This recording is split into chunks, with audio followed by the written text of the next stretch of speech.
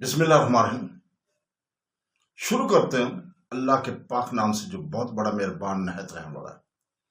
دوستوں، بہنوں، بھائیوں، بزرگوں، السلام علیکم ورحمۃ اللہ وبرکاتہ۔ ہم اپنے تاریخ اسلام کے اس چینل میں سیریل انبیاء کرام اور ان کی قوم اس میں آپ کو خوش آمدید کہتے ہیں۔ تو دوستوں، ہم اس قسط میں بیان کر رہے ہیں کہ طوفان کا تھم جانا اور اس کے بعد کی حالات۔ جب اللہ تعالیٰ نے کفار کو ہلاک کر دیا تو زمین کو حکم دیا گیا کہ پانی کو نگل لے، اور آسمان کو حکم دیا کہ محکم جائے، تھم جائے، اور پانی کو خشک کر دیا گیا، اور کشتی جودی پہاڑ پر ٹھہر گئی۔ قرآن پاک میں ہے سورہ ہود 44 نمبر آیت میں، اور حکم دیا گیا اے زمین اپنا پانی نگل لے، اور اے آسمان تھم جاؤ، اور پانی خشک کر دیا گیا، اور کام پورا کر دیا گیا، اور کشتی جودی پہاڑ پر ٹھہر گئی، اور کہہ دیا گیا کہ ظالم لوگوں کے لیے رحمت سے دوری ہے۔ قاضی الامر کا معنی ہے تقدیر میں لکھا ہوا پورا ہو گیا، یعنی حضرت نوح علیہ السلام کی قوم کے کافروں کا ہلاک ہونا اور مومنوں کا نجات پانا۔ جودی یہ ایک پہاڑ ہے جو کردستان کے علاقے میں جزیرہ ابن عمر کے شمال مشرق جناب واقع ہے۔ یہ علاقہ ارمینیا کی سطح مرتفع سے شروع ہو کر جنوب میں کردستان تک ہے۔ جبل الجودی اس سلسلہ کے ایک پہاڑ ہے۔ یہ پہاڑ آج بھی جودی ہی نام سے مشہور ہے۔ امام ابن ابی حاتم اپنی سند کے ساتھ مجاہد رضی اللہ تعالیٰ عنہ سے روایت کرتے ہیں، جودی ایک جزیرہ میں پہاڑ ہے، سب پہاڑ غرق ہو گئے تھے، یہ پہاڑ اپنی تواضع اور عجز کی وجہ سے غرق ہونے سے بچ رہا۔ حضرت نوح علیہ السلام کی کشتی اسی جگہ لنگر انداز ہوئی تھی۔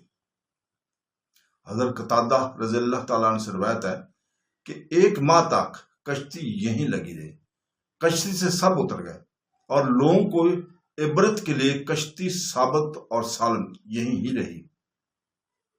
اس امت کے اوائل میں سے لوگوں نے بھی اس کو دیکھ لیا، حالانکہ اس کے بعد بہترین اور مضبوط کشتیاں بنی، بگڑی اور اسی طرح ہو گئی۔ حضرت اکرمہ نے حضرت ابن عباس رضی اللہ تعالیٰ سے روایت کیا کہ کشتی میں سوار 80 انسان تھے، 150 دن تک وہ سب کشتی میں ہی رہے۔ اللہ تعالیٰ نے کشتی کا منہ مکہ مکرمہ کی طرف کر دیا۔ وہ کشتی 40 دن تک بیت اللہ کا طواف کرتے رہے، پھر اللہ تعالیٰ نے اسے جودی کی طرف روانہ کر دیا، وہاں جا کر وہ ٹھہر گئی۔ حضرت نوح علیہ السلام نے کوے کو بھیج کر وہ خشکی کی خبر لایا، اور وہ ایک مردار کو کھانے میں گیا اور دیر لگا دی۔ آپ علیہ السلام نے ایک کبوتر کو بھیجا، وہ اپنی چونچ میں زیتون کے درخت کا پتا اور پنجوں میں مٹی لے کر آیا۔ اس سے حضرت نوح علیہ السلام نے یہ اندازہ لگایا کہ پانی سوکھ گیا ہے اور زمین زہر ہو گئی ہے۔ آپ علیہ السلام جودی کے نیچے اترے اور وہیں ایک بستی کی بنیاد رکھ دی۔ ایک دن صبح کو جب لوگ بیدار ہوئے تو ہر شخص کی زبان بدلی ہوئی تھی، وہ اس قسم کی زبانیں بول رہے تھے۔ ان میں سب سے بہتر زبان عربی تھی، اور کوئی شخص دوسرے کا کلام نہیں سمجھ رہا تھا۔ اللہ تعالیٰ نے حضرت نوح علیہ السلام کو سب زبانیں سکھا دیں، اور آپ علیہ السلام ہر ایک دوسرے کا مطلب سمجھا رہے تھے۔ امام ابن جریر نے اپنے سند کے ساتھ روایت کیا کہ رسول پاک صلی اللہ علیہ وسلم نے ارشاد فرمایا، یکم رجب کو حضرت نوح علیہ السلام کشتی میں سوار ہوئے، اور انہوں نے اور سب مسلمانوں نے روزہ رکھا، اور 6 ماہ تک کشتی ان کو لے کر صبر کرتے رہے، اور محرم تک صبر کیا، اور 10 محرم کو وہ کشتی جودی پہاڑ پر لنگر انداز ہوگی۔ اس دن حضرت نوح علیہ السلام نے خود روزہ رکھا، اور کشتی میں سوار سب لوگوں کو روزہ رکھنے کا حکم دیا، حتیٰ کہ وحشی جانور اور چوپاؤں نے بھی اللہ تعالیٰ کا شکریہ ادا کرنے کے لیے روزہ رکھا۔ حضرت ابو ہریرہ رضی اللہ تعالیٰ عنہ سے روایت ہے کہ نبی کریم صلی اللہ علیہ وسلم کا کچھ یہودیوں کے پاس سے گزر ہوا جنہوں نے 10 محرم کا روزہ رکھا ہوا تھا۔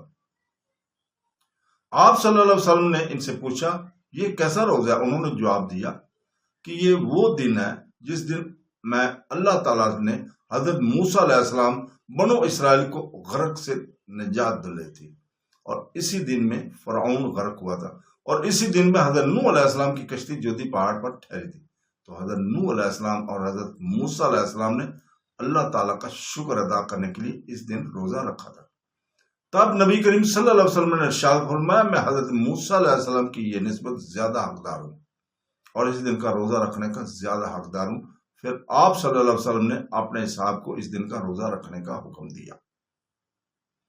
امام ابو جعفر محمد بن جریر طبری سند کے ساتھ روایت کرتے ہیں کہ نبی کریم صلی اللہ علیہ وسلم نے کی زوجہ محترمہ حضرت عائشہ رضی اللہ تعالیٰ روایت فرماتی کہ رسول پاک صلی اللہ علیہ وسلم نے ارشاد فرمایا اگر اللہ تعالیٰ حضرت نوح علیہ السلام کی قوم میں سے کسی ایک پر رحم فرماتا تو ایک بچے کی ماں پر رحم فرماتا۔ رسول پاک صلی اللہ علیہ وسلم نے ارشاد فرمایا حضرت نوح علیہ السلام 950 سال کی عمر تک اپنی قوم کو اللہ تعالیٰ کے دین کی طرف دعوت دیتے رہے، حتیٰ کہ جب ان کے زمانہ کا آخر وقت آ پہنچا تو انہوں نے درخت اگائے، اور جب وہ درخت پوری طرح بڑھ گئے تو ان کو کاٹا، پھر وہ کشتی بنانے لگے۔ کفار ان کے پاس سے گزرتے، ان سے اس کے سوال کرتے، وہ کہتے میں کشتی بنا رہا ہوں، وہ مذاق اڑاتے اور کہتے کہ تم کشتی خشکی میں بنا رہے ہو، وہ کیسے چلے گی؟ حضرت نوح علیہ السلام فرماتے تم کو عنقریب پتہ چل جائے گا۔ وہ کشتی بنا کر فارغ ہو گئے اور تنور ابلنے لگا اور گلیوں میں پانی بہنے لگا۔ تو ایک بچے کی ماں نے اپنے بچہ پر خطرہ محسوس کیا، وہ اپنے بچے سے بہت زیادہ محبت کرتی تھی۔ وہ بچے کو لے کر ایک پہاڑ کی طرف روانہ ہوئی اور پہاڑ کے ایک تہائی حصہ تک پہنچ گئی۔ جب وہاں پانی پہنچ گیا تو وہ 2/3 حصہ تک پہاڑ پر چڑھ گئی۔ جب وہاں بھی پانی پہنچ گیا تو وہ پہاڑ کی چوٹی پر پہنچ گئی۔ جب پانی اس عورت کے گردن تک پہنچ گیا تو اس عورت نے اس بچے کو دونوں ہاتھوں سے اوپر اٹھا لیا، حتیٰ کہ پانی اس کو بہا کر لے گا۔ بس اگر اللہ تعالیٰ کافروں پر رحم فرماتا تو اس بچہ کی ماں پر رحم فرماتا۔ حضرت نوح علیہ السلام نے اپنے رب جلال کی بارگاہ میں عرض کیا یا خالق باری تعالیٰ میرا بیٹا میرے اہل سے ہے اور یقیناً تیرا وعدہ برحق ہے اور تو تمام حاکموں سے بڑا حاکم ہے۔ قرآن پاک میں ہے سورہ حود آیت نمبر 45 سے 47 تک، جس کا ترجمہ ہے اور نوح نے اپنے آپ کو پکارا سو کہا بے شک میرا بیٹا میرے اہل سے ہے اور یقیناً تیرا وعدہ برحق ہے اور تو تمام حاکموں سے بڑا حاکم ہے۔ فرمایا اے نوح وہ آپ کے اہل سے نہیں ہے، بے شک اس کے کام نیک نہیں ہے، تو آپ مجھ سے ہر چیز کا سوال نہ کریں جس کا آپ کو علم نہیں، بے شک میں آپ کو نصیحت کرتا ہوں، آپ نادانوں میں سے رہ ہو جائے۔